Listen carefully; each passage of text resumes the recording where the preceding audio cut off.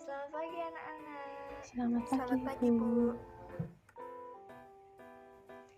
Gimana kabarnya hari ini? Sudah siap untuk belajar? Baik, Baik, siap, Bu. Bu. Siap.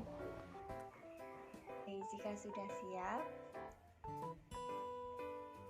untuk memulai pembelajaran hari ini, alangkah lebih baiknya jika kita berdoa terlebih dahulu.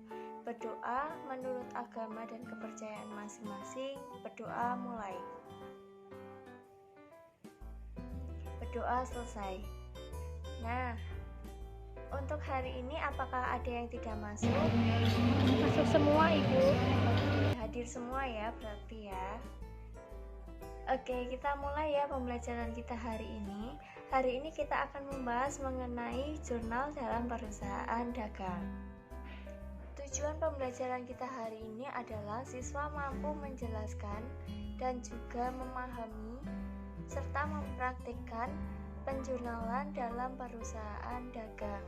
Sebelumnya, apakah masih ada yang ingat pertemuan kita kemarin membahas apa? Konsep dasar perusahaan dagang, Bu.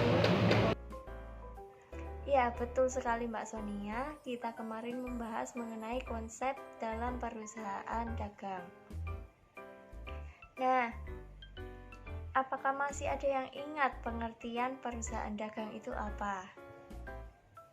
Perusahaan dagang adalah perusahaan yang menyimpan, membeli, serta menjual barang dagangan tanpa merubahnya, Bu. Betul sekali Mbak Reni.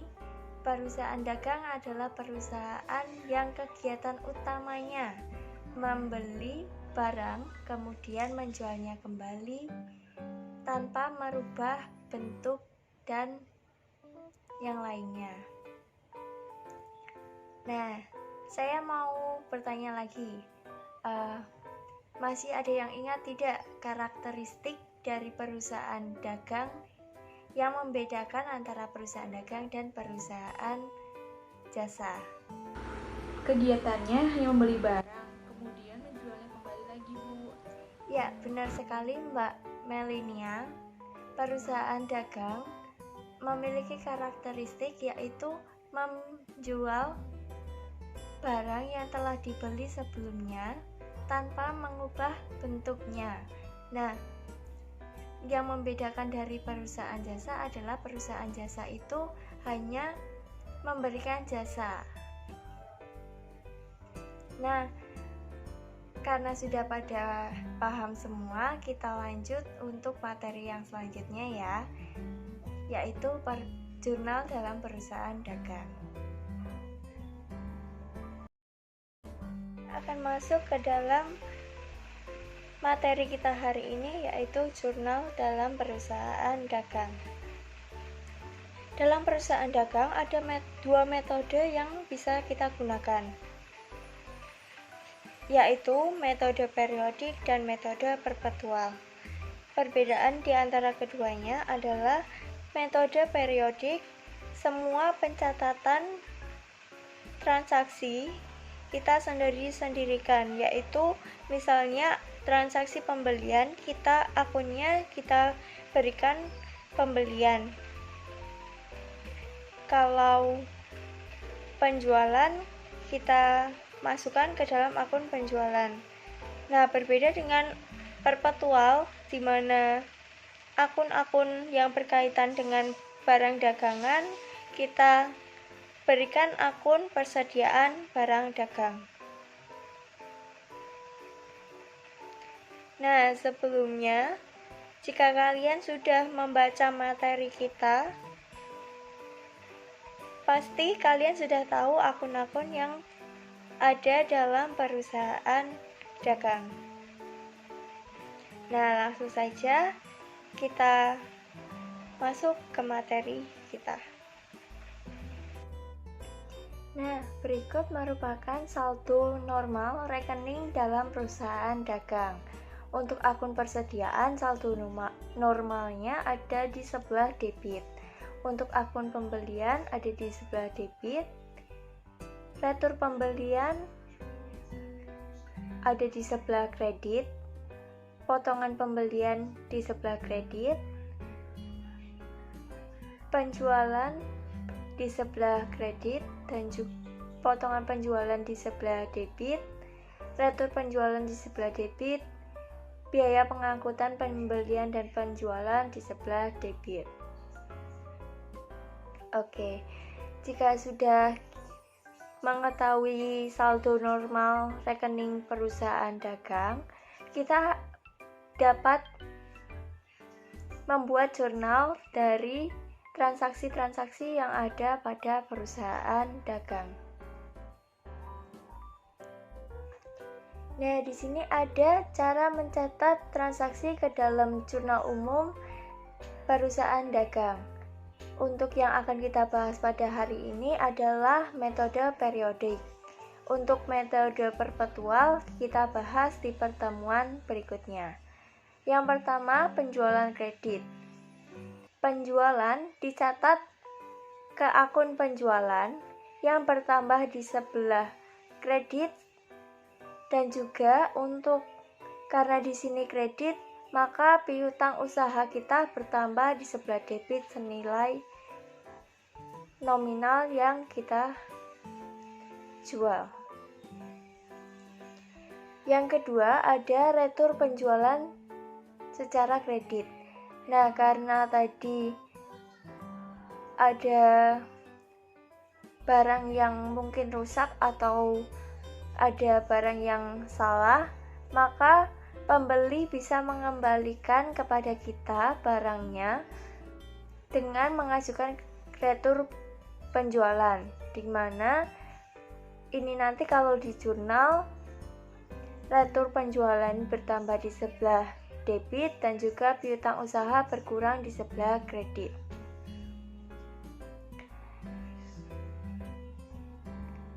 Kemudian jika ada potongan ketika kita menerima kas atau pelunasan piutang dari pelanggan, untuk jurnalnya kas senilai yang sudah dipotong dengan diskon, kemudian potongan penjualan di sebelah debit, dan juga untuk kreditnya kita jurnal piutang usaha senilai piutang yang ada pada pelanggan. Nah, untuk akun pembelian secara kredit, pembelian bertambah di sebelah debit, sedangkan utang usaha bertambah juga di sisi kredit. Untuk jurnal biaya angkut pembelian secara tunai, biaya angkutnya kita debit, biaya pengangkutan pembelian, dan juga untuk kreditnya karena di sini kita membayar menggunakan kas, maka kas berkurang di sisi kredit. Nah, yang selanjutnya ada retur pembelian secara kredit.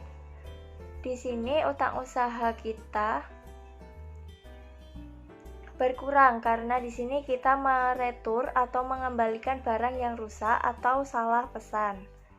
Nah, utang usaha kita berkurang di sisi debit dan juga retur pembelian kita bertambah di sisi kredit.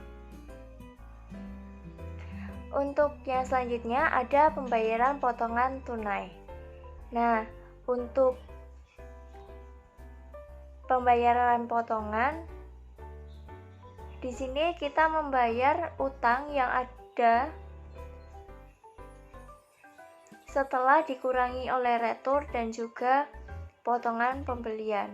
Nah, untuk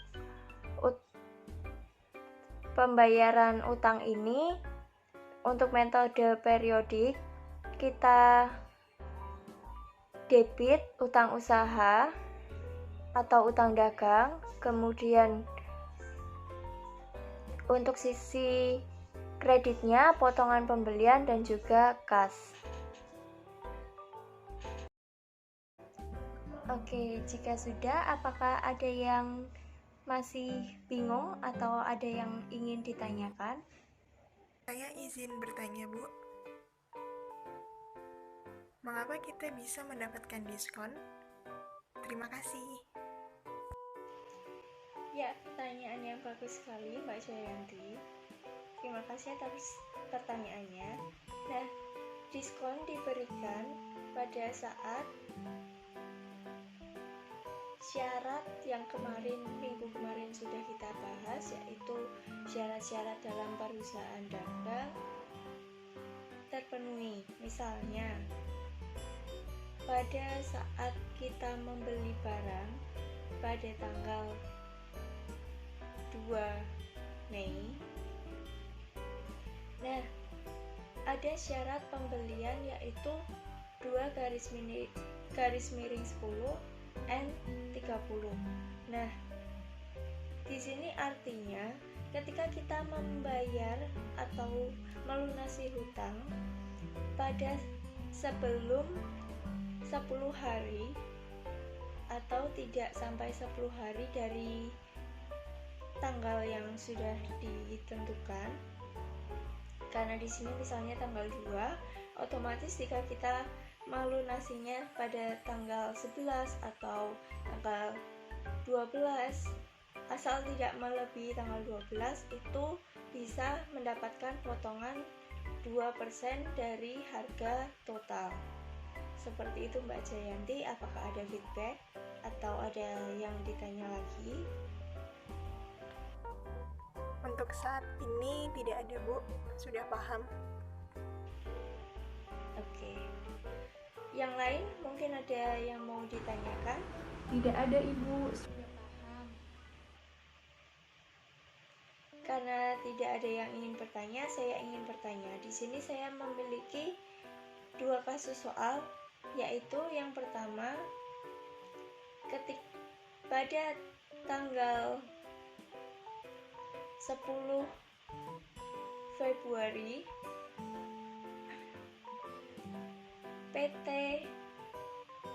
Maju Terus mengembalikan barang yang telah kita jual secara kredit seharga Rp100.000. Untuk jurnalnya apakah ada yang tahu?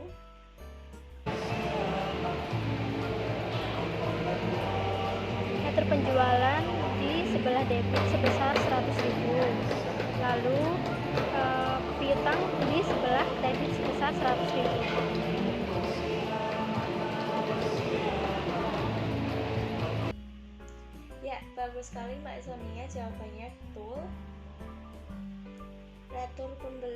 Retur penjualan pada piutang usaha atau piutang dagang. Oke. Selanjutnya ada soal lagi satu, yaitu ketika kita membeli barang secara kredit seharga Rp400.000. Apakah ada yang tahu jurnalnya seperti apa? Untuk jurnalnya, pembelian di debit sebesar 400.000, kemudian untuk kreditnya hutang dagang sebesar 400.000. Terima kasih Mbak Jayanti, jawabannya betul ya. Pembelian pada utang dagang seharga Rp400.000. Terima kasih. Karena kalian sudah paham semua, nanti Ibu akan memberikan tugas, silakan dikerjakan. Oke anak-anak, terima kasih atas antusiasnya hari ini. Saya senang sekali atas antusiasnya dalam pembelajaran hari ini. Oke, minggu besok kita akan membahas mengenai jurnal perpetual dalam perusahaan dagang. Anak-anak bisa mempersiapkannya terlebih dahulu sehingga besok ketika pembelajaran anak-anak sudah memahami dan bisa mengikuti pembelajaran dengan baik. Untuk hari ini saya cukupkan sekian. Jangan lupa untuk tugas yang akan saya berikan nanti dikerjakan dan dikumpulkan di Google Classroom seperti yang biasanya dilakukan. Jangan lupa juga untuk membuat review atas pembelajaran kita hari ini agar kalian semua bisa memahami dan lebih mengerti mengenai pembelajaran hari ini. Terima kasih. Saya cukupkan sekian.